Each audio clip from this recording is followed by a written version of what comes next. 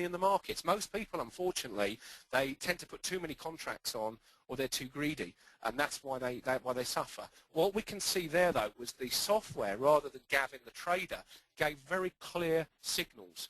The way we trade as human beings and individuals is very much down to us, and I think a lot of people want to be thrown a fish when they're trading, so to speak. What I like to teach people is the underlying logic for why the market's moving. The fact that, you know, TradeGuider and the software is showing these signals in real time, and we're telling people they're not buy and sell signals. That's because we're just making a very plain statement that trading is not just as easy as red and green signals. But I know when you see a seminar like that, you say, well, hold on a minute, yes it is. And I know I've had people typing it in here. The market was cooperative, let's just say that. Let me go back over to the chart then, and we'll see what happens at 900. Let's see if that was a good decision there to exit.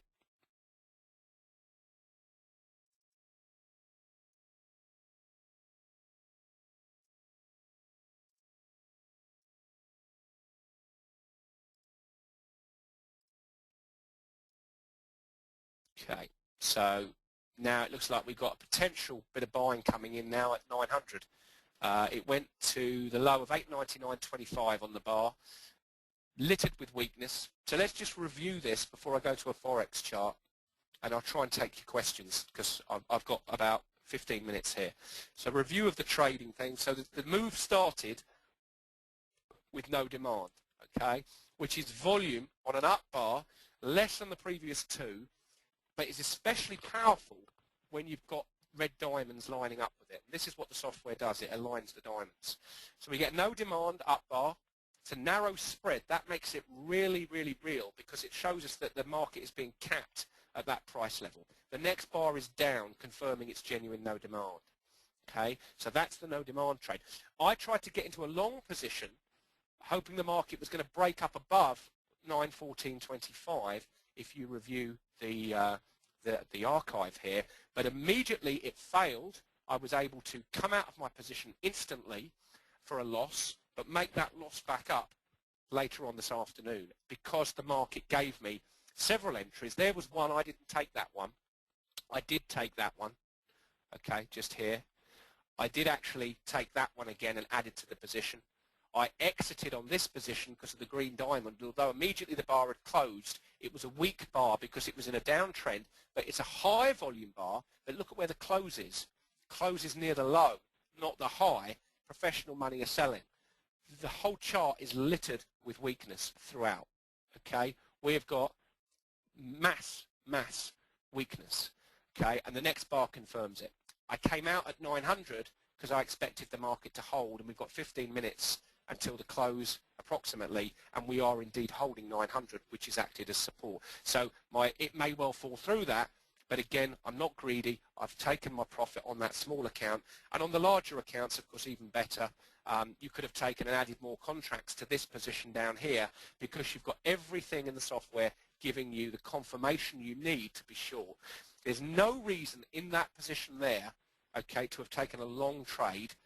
And again, all of those signals on the 2-minute chart appeared live. That was actually a 14-point move, okay, of which I missed the first 7 points but got in on the last lot. That doesn't matter. I didn't get a really good no demand entry in here, as you can see.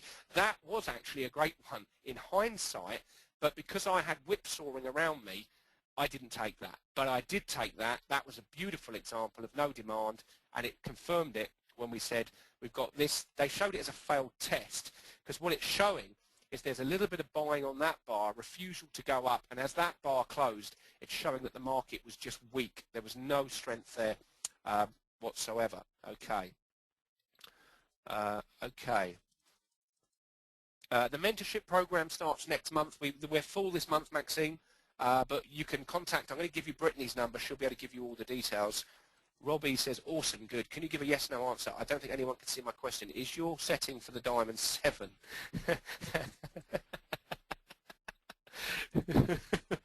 It's close, Curtis, but there's 2 settings. That's all I can tell you. I will let you know. I'm going to do a customer seminar next week on it, all right? Because it's Curtis, the only reason I'm being evasive is, number one, this is a public event, and secondly, Brad Bedford Brown has spent hours and hours on a foundations course that goes into great detail about those diamonds.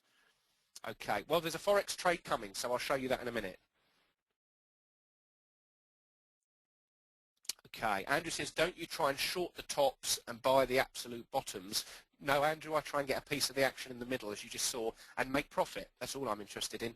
I don't want to lose money to the markets. So I just take a piece of the action, and I'm very grateful for what the market gives me. Gavin, the right edge of the screen. Yeah, I know what you're talking about here. Yeah, well, let's have a look. You're talking about this here. This actually shows you bullish and bearish volume. Okay, now watch what happens. As I move down the move, you will see this start to show bearish volume. Here we go. So we're bearish all the way down. See that? Red. Then it starts to get a bit of support, but it's not enough. And it's bearish. Then a bit of support on that upthrust type bar. Back down to weakness. Then we get a bit of buying. You see that there? It's the upthrust, but it's not enough. And now we're right. The reason I'm out the trade at 900 is we found some equilibrium here at that price level. So I hope that explains. That's the volume thermometer. That's all explained. James says, if there's an ultra high volume down bar at new lows and the next bar is up on low volume, does that still mean the down bar was buying? If you're at new lows, James, and you see ultra high volume on a down bar with the next bar up, you have to wait. You wait for a test to see if the genuine buying is actually there. And the test is a low volume down bar into that big high volume down bar, sorry. So basically, I'll try and show you that on Apple. I can show you that in a minute on a stock. I can actually show you what I'm talking about. So just bear with me on that. Great job, Gav, as always. Give Olivia a big hug. Thanks, Michael. Cheers, mate. Thanks very much. Michael was at a seminar here in Chicago a few weeks ago. Guys, just so you know, I just want to make an announcement now. I've just had a meeting this morning with the Chicago Mercantile Exchange. I'm delighted to tell you that we will be doing a live trading event at the CME on the 30th and 31st of July. It will be in the CME building. There will be a tour of the floor. We will be trading live with the educators. I'll be with a guy called Marcus Heiteker, who's a great trader, and Robert Hoffman. Their places will be limited. I'm going to give you Brittany's number. We haven't got a price on it yet, but it will be very reasonable, as you all know who are our customers. If you want to put your name down and register, I will obviously make sure that we get a waiting list. I know there's going to be a lot of people interested. I'll give you Brittany's details in a minute. Okay. Brendan says, can you provide your entry and exit points? Yeah, I can. Yeah, I'll go through it again.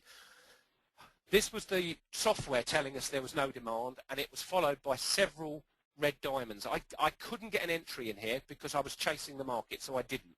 It kept falling to here, and then I got a high volume up bar followed by a perfect entry. That's where I took my first entry on 2 contracts. Remember, I was only trading 1 contract originally. I was $150 down. So actually, I was already 3 points down for that 1 contract. So I had to make that up. So I took the short here. Market confirmed the weakness. It came back down to here. Okay. As it touched the low of that bar, I took a contract off, wiped out my loss. Then it came back up. I got back into the market here with another position. It came back off. Then it came back up to here. I let the contract run, and then here, as this green diamond, you'll see me call out, I've exited my position. As I exited the position, it pushed up to 906, came back down. It then closed on the low. After this weakness, that was a very weak bar. I re-entered with a contract, and I rode that down to 900.75, where I exited the trade, and you can see why, because it's just gone sideways. There's the 2 white diamonds. That's exactly how that panned out, and you can go back and check that on the recording. It's exactly how it happened. The 3 high volume up bars on the right hand side. Do you mean this here, Lali? Is that what you're talking about? Can I explain the significance of those? Just confirm, is that what you're asking? So smart, yeah, okay. No, Chris, on this account that I've just shown you, the profit on that account that I trade publicly live was $275. My risk, in fact, I was $150 down. Let's just be clear, when we trade a public account, Okay, I want to trade a small account size so you can all see that you can trade small account size and make profit. That's